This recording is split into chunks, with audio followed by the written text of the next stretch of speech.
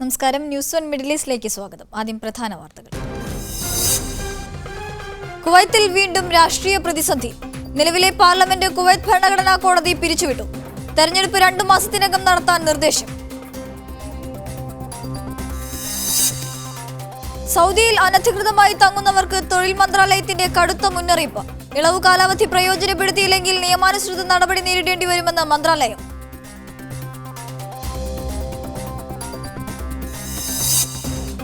Gulf union രൂപീകരിക്കുന്ന കാര്യത്തിൽ സന്നദ്ധത പ്രകടിപ്പിച്ചിട്ടില്ലെന്ന് ഒമാൻ. യൂണിയൻ രൂപവൽക്കരണത്തെ എതിർക്കില്ലെന്നും വിശദീകരണം. വിദേശ രാജ്യങ്ങളിൽ 498 ഇന്ത്യക്കാർക്ക് കള്ളപ്പണ നിക്ഷേപം ഉള്ളതായി റിപ്പോർട്ട്. പട്ടികയിൽ വിജയ് മല്യ, രവികാന്ത് റുയ്യ, കോൺഗ്രസ് MP വിവേകാനന്ദ് ഘട്ടാം എന്നീ പ്രമുഖരും. നിക്ഷേപം British Virgin Island, France, Germany, Japan എന്നീ രാജ്യങ്ങളിൽ. വാർത്തകൾ വിശദമായി. കുവൈത്തിൽ വീണ്ടും രാഷ്ട്രീയ പ്രതിസന്ധി. നിലവിലെ പാർലമെന്റ് പിരിച്ചുവിട്ട കുവൈത്ത് ഭരണഘടനാ കോടതി അടുത്ത 2 മാസത്തിനകം തെരഞ്ഞെടുപ്പ് നടത്താനും നിർദ്ദേശിച്ചു. 6.5 മാസമായി തുടരുന്ന നിയമപ്രക്രിയയ്ക്കൊടുവിലാണ് കോടതിയുടെ സുപ്രധാന വിധി. കുവൈത്ത് പാർലമെന്റ് പിരിച്ചുവിട്ടു. ഇതുപ്രകാരം അടുത്ത 2 മാസത്തിനകം തെരഞ്ഞെടുപ്പ് നടത്തി പുതിയ പാർലമെന്റിന് രൂപം നൽകിയിരിക്കണം. ഇന്ന് കുവൈത്ത് ഭരണഘടനാ കോടതിയാണ് ഈ സുപ്രധാന വിധി പുറപ്പെടുവിച്ചത്. എന്നാൽ സർക്കാർ കൊണ്ടുവന്ന ഒരാൾക്ക് ഒരു വോട്ട് എന്ന തെരഞ്ഞെടുപ്പ് ഭേദഗതി നിയമത്തിൽ കോടതി പ്രതികൂല പരാമർശമൊന്നും നടത്തിയിട്ടില്ല. കഴിഞ്ഞ ഡിസംബറിൽ അധികാരത്തിൽ വന്നതാണ് ഇപ്പോൾ പിരിച്ചുവിടപ്പെട്ട പാർലമെന്റ്. സർക്കാർ അനുകൂലികൾക്കാണ് ഇതിൽ മുൻതൂക്കം. പ്രതിപക്ഷ MPമാർ കൂടുതലായുള്ള മുൻ പാർലമെന്റ് ഒക്ടോബറിൽ പിരിച്ചുവിട്ടാണ് കുവൈത്ത് അമീറിന്റെ നിർദ്ദേശപ്രകാരം സർക്കാർ തെരഞ്ഞെടുപ്പ് നിയമം ഭേദഗതി ചെയ്തത്. ഡിസംബറിൽ നടന്ന ഇലക്ഷൻ പ്രതിപക്ഷം ബഹിഷ്കരിക്കുകയായിരുന്നു. നടപടിക്രമങ്ങളിലെ അപാകത കാരണം പാർലമെന്റ് പിരിച്ചുവിടണമെന്ന് വിധിച്ച ഭരണഘടനാ കോടതി അമീറിന്റെ നിർദ്ദേശപ്രകാരം തെരഞ്ഞെടുപ്പ് നിയമം ഭേദഗതി ചെയ്തത് പരോക്ഷമായി പിന്തുണയ്ക്കുകയും ചെയ്തു. കോടതിയിലും പരിസരത്തും രാവിലെ മുതൽ കനത്ത സുരക്ഷ ഏർപ്പെടുത്തിയിരുന്നു. വിധി കേൾക്കാൻ ഒട്ടേറെ വിദേശ മാധ്യമപ്രവർത്തകരും കോടതിക്ക് വെളിയിൽ കാത്തുനിന്നു. 1 വർഷം പോലും പൂർത്തീകരിക്കപ്പെടും മുമ്പാണ് മറ്റൊരു കുവൈത്ത് പാർലമെന്റ് കൂടി പിരിച്ചുവിടപ്പെടുന്ന സാഹചര്യം ഉണ്ടായിരിക്കുന്നത്. കുവൈത്ത് സുപ്രീം കോടതിക്ക് മുമ്പാകെ നിന്ന് ക്യാമറാമാൻ യൂസഫ് അലിക്കൊപ്പം MCA നാസർ, മീഡിയ 1. സൗദിയിൽ അനധികൃതമായി തങ്ങുന്നവർക്ക് തൊഴിൽ മന്ത്രാലയത്തിന്റെ കടുത്ത മുന്നറിയിപ്പ്. ഇളവ് കാലാവധി പ്രയോജനപ്പെടുത്തിയില്ലെങ്കിൽ നിയമാനുസൃത നടപടി നേരിടേണ്ടി വരുമെന്ന് മന്ത്രാലയം അറിയിച്ചു. ജൂലൈ 3 അവസാനിക്കുന്ന ഇളവുകാലം തീരുന്നതോടെ നിയമവിധേയമല്ലാത്ത തൊഴിലാളിക്ക് ജോലിയോ അഭയമോ നൽകുന്നവർക്ക് ലക്ഷം റിയാൽ പിഴയും 2 വർഷം വരെ തടവും ലഭിക്കും. തൊഴിലാളികളുടെ എണ്ണം കൂടുന്നതനുസരിച്ച് ശിക്ഷയും ഇരട്ടിക്കും. ഇളവുകാലത്തിൽ ഇനി 16 ദിവസം മാത്രമാണ് ബാക്കിയുള്ളതെന്ന് മന്ത്രാലയം ഓർമ്മിപ്പിച്ചു. ജൂലൈ 3 മുമ്പ് തൊഴിൽ മന്ത്രാലയത്തിന്റെ ഇലക്ട്രോണിക് സംവിധാനത്തിൽ രേഖകൾ നിയമവിധേയമാക്കാൻ രജിസ്റ്റർ ചെയ്തവർക്ക് അനന്തര നടപടികൾ പിന്നീട് പൂർത്തീകരിച്ചാൽ മതിയാവും. പ്രൊഫഷൻ മാറ്റം ഇലക്ട്രോണിക് രീതിയിൽ സൗജന്യമായി പൂർത്തീകരിക്കാനാവുമെന്നും സർട്ടിഫിക്കറ്റുകൾ ആവശ്യമായ പ്രൊഫഷനുകളിലേക്ക് മാറുന്നവർ മാത്രമേ തൊഴിൽ മന്ത്രാലയത്തെ സമീപിക്കേണ്ടതുള്ളൂ എന്ന് മന്ത്രാലയം പ്രസ്താവനയിൽ ആവർത്തിച്ചു. ഇളവുകാലം കഴിയുന്നതോടെ തൊഴിൽ പരിശോധന കർശനമാക്കുമെന്നും തൊഴിൽ മന്ത്രാലയം മുന്നറിയിപ്പ് നൽകി. ഇളവുകാലത്തെ ആനുകൂല്യങ്ങൾ സ്വദേശികൾക്കും വിദേശികൾക്കും ബോധ്യപ്പെടാൻ മലയാളം ഉൾപ്പെടെ 9 ഭാഷകളിൽ തൊഴിൽ മന്ത്രാലയം പരസ്യങ്ങളും ബോധവൽക്കരണ ലഘുലേഖകളും പുറത്തിറക്കിയിട്ടുണ്ട്. അസ്സർ പുള്ളിയിൽ, മീഡിയ 1, റിയാദ്. ഗൾഫ് രാജ്യങ്ങളിൽ നിന്ന് പ്രവാസികൾ കൂട്ടത്തോടെ തിരിച്ചുപോകുന്ന പശ്ചാത്തലത്തിൽ അവരുടെ തുടർജീവിതം സംബന്ധിച്ച ചർച്ചകൾ സജീവമായി. പ്രവാസികൾക്കിടയിൽ ബോധവൽക്കരണത്തിന് തയ്യാറെടുക്കുകയാണ് വിവിധ സംഘടനകൾ. ഗൾഫിൽ നിന്ന് തിരിച്ചു പോകേണ്ടി വന്നവരിൽ ഭൂരിഭാഗവും 10ാം ക്ലാസ്സിന് താഴെ വിദ്യാഭ്യാസമുള്ള അവിദഗ്ധ തൊഴിലാളികളാണ്. അതേസമയം വിദ്യാസമ്പന്നരെയും വിദഗ്ധരെയും ഇനിയും ഗൾഫിലെ വിവിധ മേഖലകളിൽ ആവശ്യമുണ്ട്.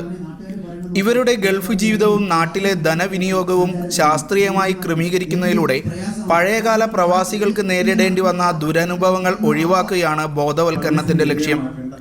ഗൾഫിൽ നിന്ന് തിരിച്ചുപോയവരെ ആധാരമാക്കി പാണക്കാട് മുനവർ അലി ശിഹാബ് തങ്ങൾ നേതൃത്വം നൽകുന്ന സൈൻ എന്ന സംഘടന പഠനം നടത്തിയിരുന്നു. പഠന റിപ്പോർട്ടിന്റെ വെളിച്ചത്തിൽ പ്രവാസികളെയും നാട്ടിൽ അവരുടെ കുടുംബത്തെയും ബോധവൽക്കരിക്കുകയാണ് ആദ്യഘട്ടമെന്ന് മുനവർ അലി തങ്ങൾ പറഞ്ഞു. ഇല്ലാതെ വന്നവരായിരുന്നു. അപ്പോൾ അവർക്ക് തിരിച്ചു പോകുമ്പോൾ അവരുടെ അൺസ്കിൽഡ് അവരുടെ ആ അവസ്ഥ, അപ്പോൾ ആ അവസ്ഥയിൽ നിന്ന് അവർക്ക് ഒരു ജോലി കിട്ടാൻ അവർക്ക് വലിയ പാടാണ്. അവർക്കുള്ള എംപവർമെൻറ്റിന് വേണ്ടിയിട്ടുള്ള കാര്യങ്ങളൊക്കെ തന്നെയും ചെയ്യാൻ എല്ലാ രീതിയിലുമുള്ള എല്ലാ ഭാഗത്തു നിന്നും, അപ്പോൾ ഏത് സംഘടന, ഇപ്പോൾ സൈൻ മാത്രമല്ല എല്ലാ സംഘടനകളും നാട്ടിലും അതുപോലെ മറുനാട്ടിലുമുള്ള സംഘടനകൾ പ്രവാസികളുടെ തുടർ പഠനം, യോഗ്യതാ സർട്ടിഫിക്കറ്റുകളുടെ പ്രാധാന്യം, ധനവിനിയോഗം, തിരിച്ചുവരുന്നവരുടെ പുനരധിവാസം തുടങ്ങി വിവിധ മേഖലകളെക്കുറിച്ച് സംഘടനാ പ്രമുഖരുമായി ചർച്ച നടത്തി. സൈൻ ഒമാൻ ചാപ്റ്ററിൻ്റെ ഉദ്ഘാടനവും പഠന റിപ്പോർട്ട് പ്രകാശനവും ഇതോടൊപ്പം നടന്നു. ഡോക്ടർ ഗൾഫാർ പി മുഹമ്മദ് അലി, റാഷിദ് ഗസാലി തുടങ്ങിയവർ സംസാരിച്ചു. നിരവധി പ്രവാസികൾ ചർച്ചയിൽ നിർദ്ദേശങ്ങൾ മുന്നോട്ട് വെച്ചു. പ്രവാസം നാളെയുടെ കരുതിവെപ്പിന് എന്ന പേരിൽ യൂത്ത് ഇന്ത്യ സംഘടിപ്പിക്കുന്ന ക്യാമ്പയിനും വിവിധ ഗൾഫ് രാജ്യങ്ങളിൽ പുരോഗമിക്കുകയാണ്. Shinod Shamsuddin, media 1, Muscat. ബഹ്റൈനിൽ നിയമലംഘകരെയും അനധികൃത തൊഴിലാളികളെയും കണ്ടെത്താനുള്ള പരിശോധനകൾ ലേബർ മാർക്കറ്റ് റെഗുലേറ്ററി അതോറിറ്റി ശക്തമാക്കി. പരിശോധനാ സംഘത്തിൽ കൂടുതൽ അംഗങ്ങളെ ഉൾപ്പെടുത്തി വിപുലീകരിച്ചു. 70ഓളം പുരുഷ വനിതാ ഉദ്യോഗസ്ഥരെ പ്രത്യേക പരിശോധനകൾക്കായി നിയോഗിച്ചു. ഫാമിലി വിസയിലുള്ളവർ അധ്യാപികമാരായി ജോലി ചെയ്യുന്ന പ്രവണതയ്ക്കെതിരെ നടപടികൾ ശക്തമാക്കും.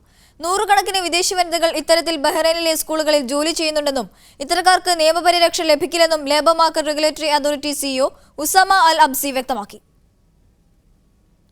ഗൾഫ് രാഷ്ട്രങ്ങൾ ചേർന്ന് ഗൾഫ് യൂണിയൻ രൂപീകരിക്കുന്ന കാര്യത്തിൽ സന്നദ്ധത പ്രകടിപ്പിച്ചിട്ടില്ലെന്ന് ഒമാൻ വ്യക്തമാക്കി. എന്നാൽ യൂണിയൻ രൂപവൽക്കരണത്തെ ഒമാൻ എതിർക്കില്ലെന്ന് വിദേശകാര്യമന്ത്രി യൂസഫ് ബിൻ അലബി ബിൻ അബ്ദുള്ള പറഞ്ഞു. നാഷണൽ യൂത്ത് കമ്മിറ്റി സലാലയിൽ ഒരുക്കിയ തുറന്ന സംവാദത്തിലാണ് ഗൾഫ് യൂണിയൻ സംബന്ധിച്ച ഒമാന്റെ നിലപാട് വിദേശകാര്യമന്ത്രി വ്യക്തമാക്കിയത്. ഗൾഫ് യൂണിയനിൽ ചേർന്ന് രാജ്യത്തിന്റെ സ്വത്വം നഷ്ടപ്പെടുത്തേണ്ടതില്ല എന്നതുകൊണ്ടാണ് ഇതിൽ നിന്ന് മാറി നിൽക്കാൻ തീരുമാനിച്ചത്.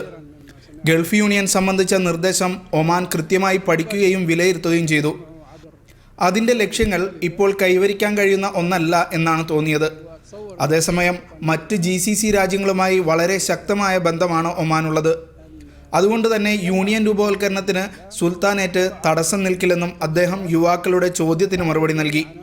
GCCയുടെ 10 ബില്യൺ ധനസഹായം സ്വീകരിക്കുന്നതിനെക്കുറിച്ച് ചോദിച്ചപ്പോൾ അത് GCC റെയിൽവേ, വൈദ്യുതി എന്നീ പദ്ധതികൾക്കാണെന്നും ഒമാന്റെ സാമ്പത്തിക വളർച്ചയ്ക്കുള്ളതല്ലെന്നും മന്ത്രി മറുപടി നൽകി. ഒമാനും മറ്റു രാജ്യങ്ങൾക്ക് ധനസഹായം നൽകാറുണ്ട്, പക്ഷേ അത് മാധ്യമങ്ങളിലൂടെ പുറത്തുവിടാറില്ല. പുതിയ തലമുറയ്ക്ക് മെച്ചപ്പെട്ട വിദ്യാഭ്യാസവും തൊഴിലവസരവും നൽകാനാണ് രാജ്യം ഊന്നൽ നൽകുന്നതെന്നും മന്ത്രി പറഞ്ഞു. Media 1, Muscat. വിദേശ രാജ്യങ്ങളിൽ 498 ഇന്ത്യക്കാർക്ക് കള്ളപ്പണ നിക്ഷേപം ഉള്ളതായി റിപ്പോർട്ട്. ഇതിൽ വിജയ് മല്യ, രവികാന്ത് റുയ, കോൺഗ്രസ് MP വിവേകാനന്ദ് ഘട്ടാം തുടങ്ങിയ പ്രമുഖരുണ്ട്. British Virgin Island, France, Germany, Japan എന്നീ രാജ്യങ്ങളിലാണ് നിക്ഷേപം.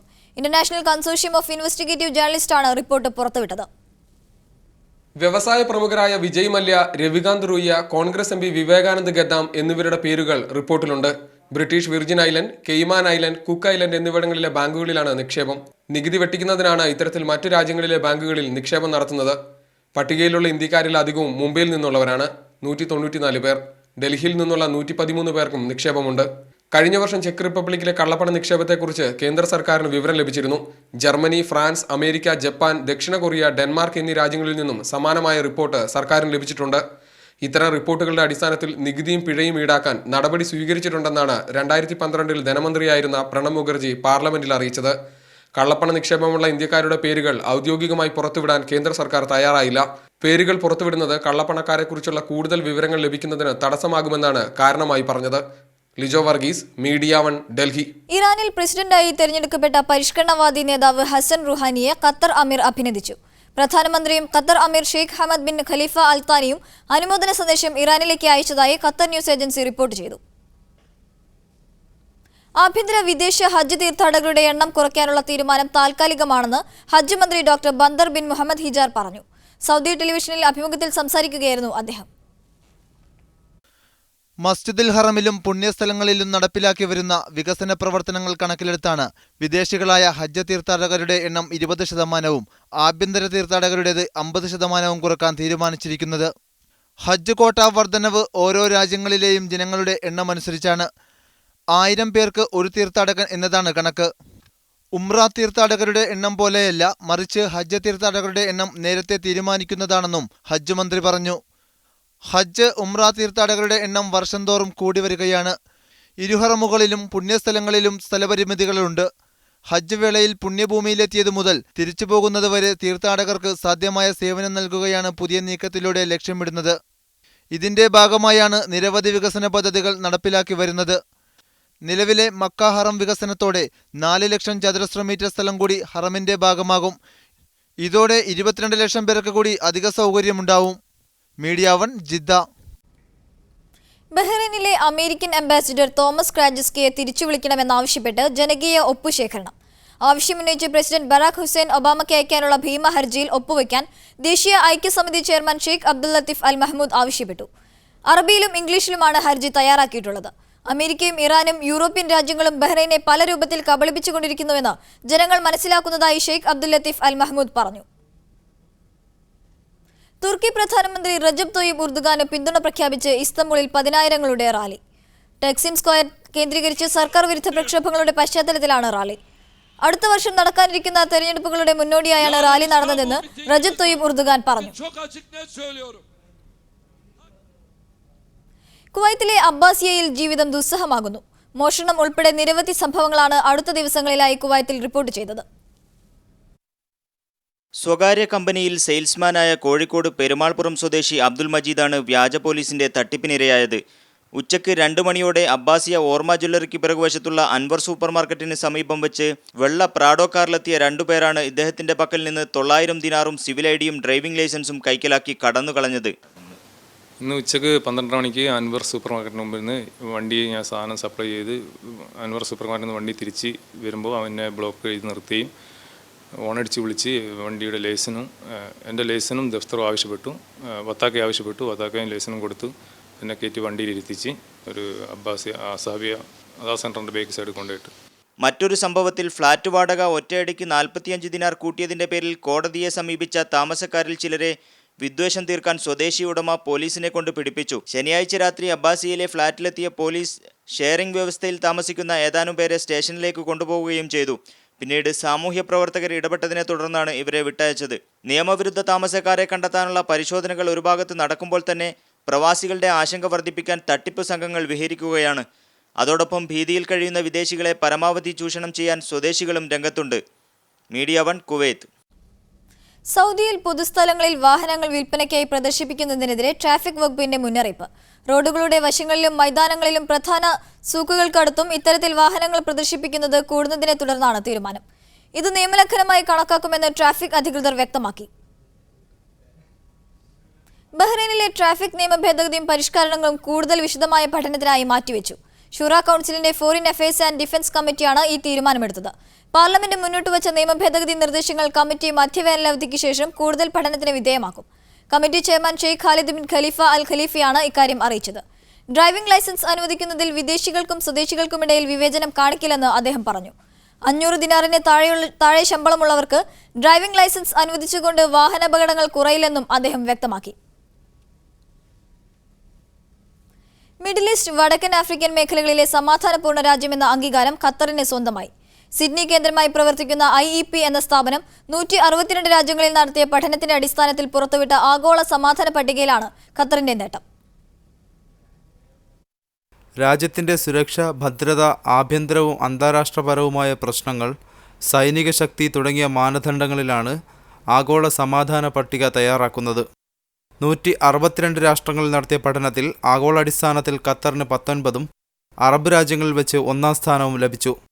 UAE, കുവൈത്ത്, ഒമാൻ എന്നീ രാജ്യങ്ങൾ യഥാക്രമം 2ഉം 3ഉം 4ഉം സ്ഥാനങ്ങൾ കരസ്ഥമാക്കി. കഴിഞ്ഞ വർഷം മികച്ച സ്ഥാനം കൈവരിച്ചിരുന്ന പല രാജ്യങ്ങളും അറബ് വിപ്ലവത്തെ തുടർന്ന് പിറകിലേക്ക് തള്ളപ്പെട്ടു. 2012-നെ അപേക്ഷിച്ച് ലോകത്ത് സമാധാന അന്തരീക്ഷം കുറഞ്ഞതായി പുതിയ കണക്കുകൾ വ്യക്തമാക്കുന്നു.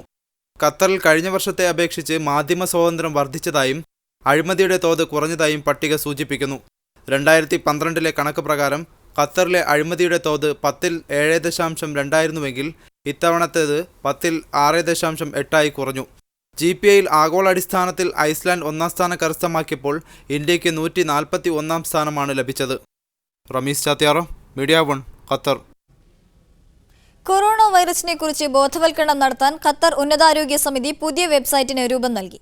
സുപ്രീം കൗൺസിൽ ഓഫ് ഹെൽത്തിന്റെ വെബ്സൈറ്റിന് അനുബന്ധമായാണ് പുതിയ ലിങ്ക് ചേർത്തിരിക്കുന്നത്. വൈറസ് പകരുന്ന രീതികളും മറ്റും വിശദമായി പറയുന്ന വെബ്സൈറ്റ് ഇംഗ്ലീഷിലും അറബിയിലും ലഭ്യമാണ്.